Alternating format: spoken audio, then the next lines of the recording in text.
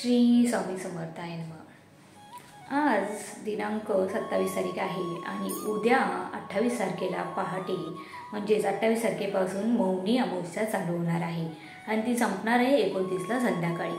तर या मौनी अमावस्येला आपल्याला काय उपाय करायचे आहे जेणेकरून आपल्यामध्ये काही चेंजेस होतील, आपल्या घरात सुख शांती आणि समृद्धी नांदेल। तर छोटेसे उपाय असतात पण ते खूप पॉझिटिव्हली आपल्याला इफेक्ट देतात।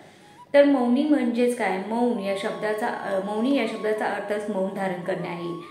शक्यतो जर तुम्हाला जमत असेल तर 28 ते 29 तारखेपर्यंत किंवा 28 पूर्ण दिवस आणि 29 तारीख पूर्ण दिवस जोपर्यंत अमावस्या संपते तोपर्यंत तुम्ही मौन धारण करा।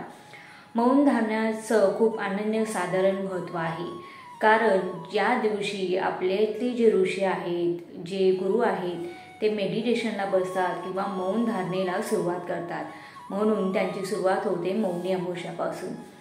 मौन धारण करणे म्हणजे काय की आपण नकळत पूर्ण दिवसभरामध्ये खूप अशी बडबड करत असतो, मग ती व्यर्थ बडबड असते, चांगली बडबड असते, पण त्याच्यामुळे आपल्यातली जी एनर्जी असते ती खूप पूर्णपणे कमी होऊन जाते। त्यामुळे एक दिवसाचं मौन धारण करून बघा किती इफेक्ट पडतो, ते तुम्ही मला कमेंटमध्ये सांगायला विसरू नका। तर मौनी अमावस्येला तुम्हाला पहिला उपाय करायचा आहे ते म्हणजे मौन धारण करायचं आहे। आता तुम्ही म्हणाल ताई आम्ही वर्किंग आहोत तर आम्हाला जमत नाही, तर काही प्रॉब्लेम नाही आहे, तुम्ही ठरवा 1 तासासाठी 2 तासासाठी सुद्धा तुम्ही मौन धारण करू शकता।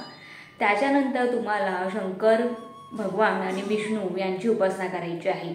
त्यानंतर तिसरा उपाय खूप छोटा आहे, एक नारळ घ्यायचा आहे, त्याच्यावर कापूर जाळायचा आहे आणि तो नारळ पूर्ण घरातून फिरवून आपल्याला घराच्या बाहेर जिथे तुम्हाला रस्ता असेल, 3 टिकटी असेल तिथे फेकून द्यायचं आहे।